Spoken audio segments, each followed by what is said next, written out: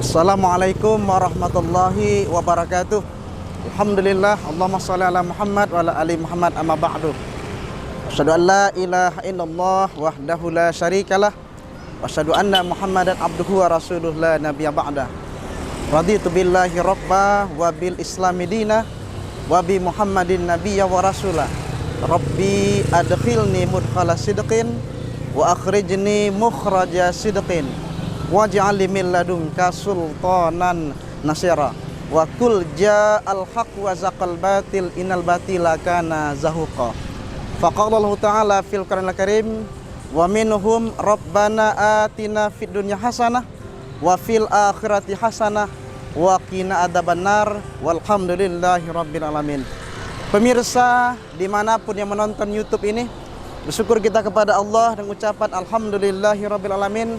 Dalam suasana pandemi seperti ini, Allah masih memberikan kita kesehatan, masih memberikan kita kehidupan, terutama masih memberikan kepada kita kenikmatan, sehingga kita dapat melaksanakan aktivitas kepada kita dalam kehidupan kita sehari-hari. Berselawat kepada Rasulullah, Allahumma sholli ala Muhammad wa ala ali Muhammad.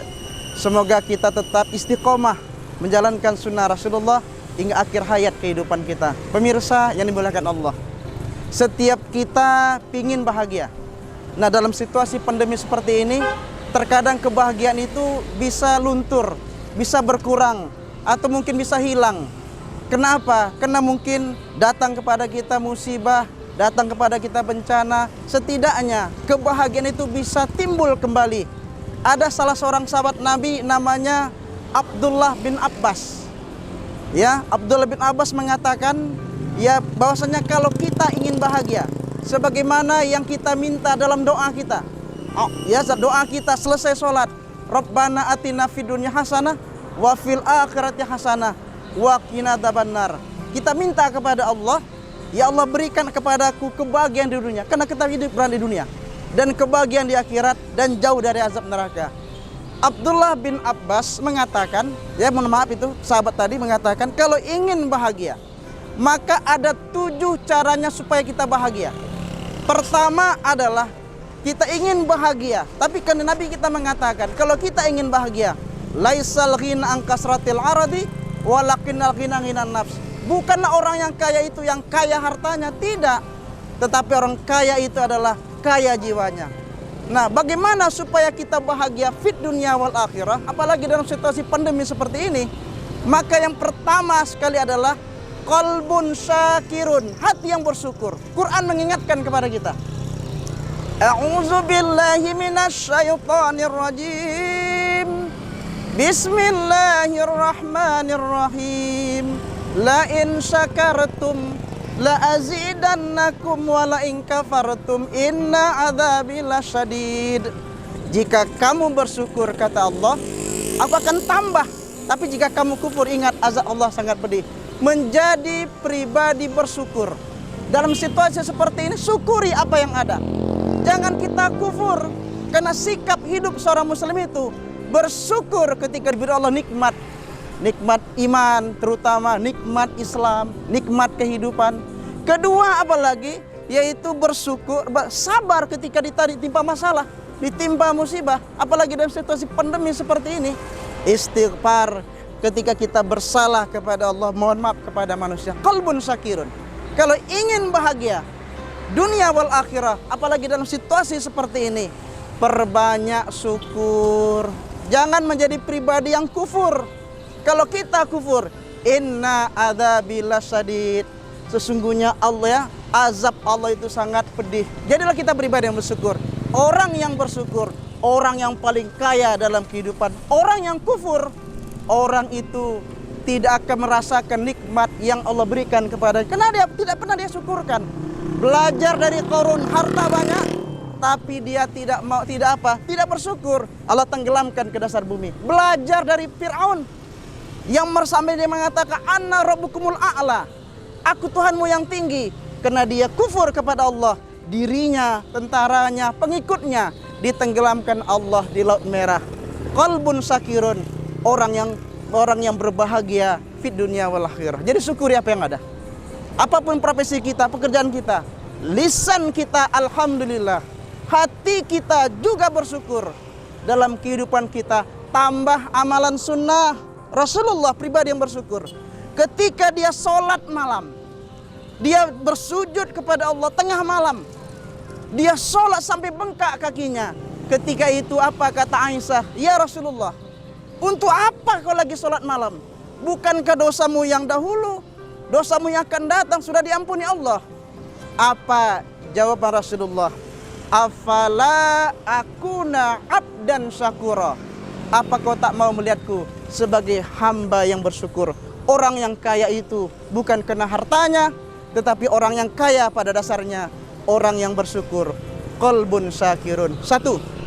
Yang kedua, kata Ibnu Abbas, kalau ingin bahagia, yang kedua adalah azwajun solehah. Pasangan hidupnya soleh. Punya suami, suami yang soleh. Punya istri, istri yang solehah. Maka bersyukurlah pasangan hidup yang soleh dan solehah. Makanya Quran ajarkan kepada kita, sisipkan dalam doa kita. Rabbana hablana min azwajina wa zurriyatina qurrata a'yunin waj'alna lil muttaqina imamah. Ya Tuhan kami, berikanlah kepada kami pasangan dan keturunan yang menyenangkan hati kami, dan jadikanlah kami imam, pemimpin bagi orang-orang bertakwa. Surah Al-Furqan ayat 74. Bagaimana pasangan yang soleh? Terkadang pemirsa, lihat istri orang, lihat istri kita, meleleh air mata kita.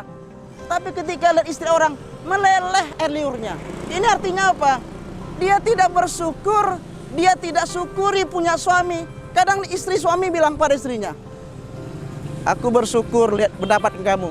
Tapi kamu dapat musibah dapat saya. Tidak boleh begitu. Jadi bagaimana? Syukuri. Jadi suami yang soleh, jadi istri yang solehah. Ad-dunya mata wa khairu mataha al-mar'atu solehah. Dunia ini perhiasan kata Rasulullah. Sebaik-baik perhiasan adalah istri yang solehah. Ketika suaminya sakit, dia layani suaminya dengan baik. Jangan waktu suami sehat saja. Ketika suaminya sehat, dia minta segala-galanya diberikan oleh suaminya. Tapi ketika suaminya sakit, dia biarkan begitu saja. Apalagi dalam situasi pandemi seperti ini. Dikala mungkin diuji dengan sakit, ya sabar, doakan dia. Nabi mendatangi sahabat, ketika itu sahabat itu sakit. Lalu Nabi ajarkan doa ini, Bismillah, Bismillah, a'udzubillahi wa qudrati min syarri ma ajidu wa hajiru. Kembali cerita tadi, pasangan yang soleh, suami yang soleh, istri yang solehah, bahagialah dia. Ketiga, yaitu yang ketiga, al-awwalun abror. Al-awladun abror. Anak yang berbakti, anak yang soleh. Pemirsa, jangan minta anak yang kaya, jangan minta anak yang memiliki jabatan, tapi minta sebagaimana permintaan seorang Ibrahim kepada Allah. Rabbi habli minas solihin. Ya Allah, berikan aku anak yang soleh. Kalau sudah soleh, maka harta dunia itu akan dia dapat insya Allah. Kalau dia sudah soleh, kebahagiaan hidup pun dapat. Bahagia orang tua yang soleh, bahagia orang tua yang mendapatkan anak yang soleh. Ketika diajarkan kebaikan kepada anak, dia masuk. Nah makanya apa? Mendidik anak soleh itu bukan sudah besar saja, tapi sejak kapan? Sejak memilih pasangan hidup. Nah, nikahilah wanita itu kata Rasul. Kenapa? Karena boleh kena cantiknya, boleh kena hartanya, boleh kena keturunannya. Lid diniha, kena agama. Fasbar bizatid din taribat yadak. Dengan kamu memilih agamanya, termasuk memilih kesolehannya, kamu bahagia fi dunia wal akhirah, tidak merugi. Nah, bagaimana anak yang soleh? Pasangan hidupnya soleh, hatinya bersyukur, pasangan hidup anaknya soleh. Sudah 3 bahagia dia dapat. Yang keempat, apa itu? Al-bi'atu solihah. Lingkungan juga mendukung kesolehannya. Tapi bagaimana? Di rumah sudah baik, rumah tangganya soleh, istrinya solehah, lingkungan mendukung. Dia termasuk orang yang bahagia. Makanya cari lingkungan yang baik. Ya, rumah dekat masjid, 5 waktu azan berkumandang, datang ke masjid, dibawa anak sholat subuh. diajak anak baca Quran. Ini apa? Menghidupkan lingkungan yang soleh. Jadi bagaimana ini lingkungannya nggak baik. Jadilah bagaimana anak itu, jadilah keluarga itu laksana ikan di tengah lautan. Walaupun bagaimanapun garamnya lautan, tetapi dia tetap tidak garam, tidak asin, kecuali diasinkan. Kenapa? Karena kekuatan itu ada dalam keluarga. Ya ayyuhalladzina amanu qu anfusakum wahlikum naro. Wahai orang beriman, jagalah dirimu dan keluargamu dari api neraka. At-Tahrim ayat 6. Pemirsa, lingkungan yang kondusif keimanan ini menentukan kebahagiaan. Yang kelima, kalau kita ingin bahagia, kata Ibnu Abbas, yaitu al-malun halalun. Cari nafkah yang halal. Jangan banting tulang, peras keringat, banting tulang, pergi pagi pulang petang. Hasilnya kemudian dengan keringat itu dia mendapatkan yang halal, malah digunakan untuk berjudi, mencuri, menipu, berzina dan sebagainya. Harta halal itu mendatangkan berkah. Innallah thayyibun yuhibbul thayyib. Sesungguhnya Allah itu baik, suka kepada kebaikan. Pemirsa, jadi bagaimana? Al-malu halalun, harta yang halal. Quran mengingatkan kepada kita, ya ayuhan nas kulu mimma fil ardi halalan thayyiba. Wahai manusia, kata Allah, makanlah di muka bumi ini yang halal lagi baik. Halal cara mendapatkannya, halal pula cara menggunakannya, halal juga zatnya. Jangan kita konsumsi yang haram. Akhirnya apa? Berapa banyak rumah tangga itu hancur disebabkan apa? Karena dia mengkonsumsi yang haram. Oleh karena itu pemirsa, harta halal mendatangkan berkah. Al-halalun, ya. Makanya Nabi mengingatkan, al-halalun bayyinun wal haramun bayyinun wa bainahuma mustabihat. Yang halal itu jelas, yang haram juga sudah jelas. Di antara halal dan haram itu, itulah subhat. Jaga diri kita dari subhat. Al-malu halalun, harta halal mendatangkan berkah, mendatangkan kebahagiaan. 5. Yang keenam, kalau ingin bahagia di dunia, bahagia di akhirat, dalam situasi pandemi seperti ini, maka bagaimana? Tafaqquh fid din, semangat mendalami agama ini. Ada salah seorang sahabat mendatangi saudaranya, sahabat Nabi namanya Abdullah bin Mas'ud. Dia gelisah, resah. Ketika itu dia datang kepada Abdullah bin Mas'ud. Wahai Abdullah bin Mas'ud, aku gelisah ini, aku resah ini. Tolong berikanlah solusinya. Kata Abdullah bin Mas'ud, engkau cari 3 tempat. Tempat pertama katanya, kalau kau bermasalah, kau susah, gelisah, cari tempat apa? Di mana ada orang baca Quran, kau datangi itu. Baiklah. Dia pun pergi, kemudian dia datangi. Di mana ada orang baca Quran, dibaca, dia hadir di sana. Karena Quran mengingatkan, wa idza quri'al Qur'an fastami'u lahu wansitu lalakum turhamun. Apabila dibacakan Quran, diam, dengarkan, kau mendapat rahmat. Dia datangi, didengarkannya orang baca Quran, tenang jiwanya. Tapi selesai dia orang baca Quran, kambuh lagi, gelisah lagi. Lalu dia datangi Abdullah bin Mas'ud. Wahai Abdullah bin Mas'ud, aku kambuh lagi nih, gelisah lagi nih. Gegana, gelisah, resah merana. Engkau datangi tempat kedua. Apa? Di mana ada ceramah, tabligh akbar, tabligh besar, tabligh kecil, di masjid, di mushola, di pengajian, kau datangi. Ceramah itu dengarkan. Iya. Dia pun datang, dengarkannya tausiah penceramah, motivator, juru nasihat, dia dengarkan. Waktu itu tenang. Tapi selesai pengajian, kambuh lagi, gelisah dia, resah lagi. Jadi gimana? Datangnya Abdullah bin Mas'ud, saya sudah lakukan ini. Lalu kata Abdullah bin Mas'ud, yang ketiga, kau cari tempat yang ketiga. Apa itu? Yaitu engkau bangun malam, engkau ambil wudhu, bentangkan sajadah, lalu kemudian engkau tahajud malam hari, minta kepada Allah, minta ganti hati yang baru. Karena hatimu hari ini sudah tidak lagi baik, sudah berkarat, ganti, minta qalbun salim, hati yang bersih dari noda dan dosa. Semangat menuntut ilmu mendatangkan pribadi yang baik, mendatangkan kehidupan yang bahagia. Itu yang keenam. Yang ketujuh, kalau ingin kita bahagia di dunia wal akhirah, maka bagaimana? Umru barokah, umur berkah. Makin panjang usia, makin menjadi pribadi yang taat. Jangan makin panjang usianya, makin suka melakukan yang haram. Makin diberikan Allah rezeki yang banyak, makin kufur kepada Allah. Tua keladi, makin tua makin menjadi jahatnya. Itu rugi.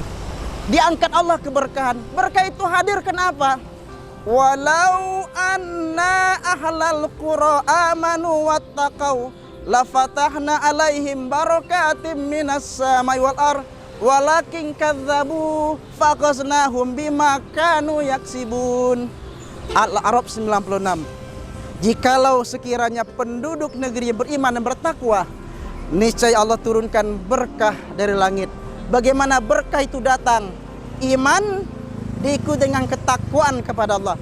Ittaqullaha haqqa tuqatih, bertakwalah kepada Allah dengan sebenar-benar takwa.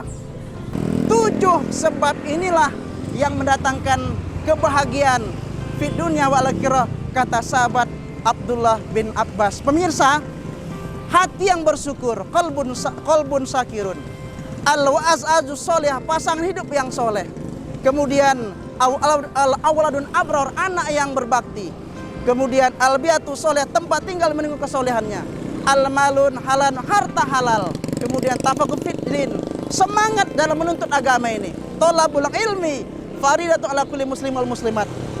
Menuntut ilmu itu adalah untuk kewajiban muslim laki-laki dan perempuan. Allah akan angkat derajat orang beriman dan berilmu beberapa derajat. Yarfa'illahu alladziina aamanu minkum walladziina utul ilma darajat. Yang ketujuh, umru berkah, al-umru barakah, umur yang berkah.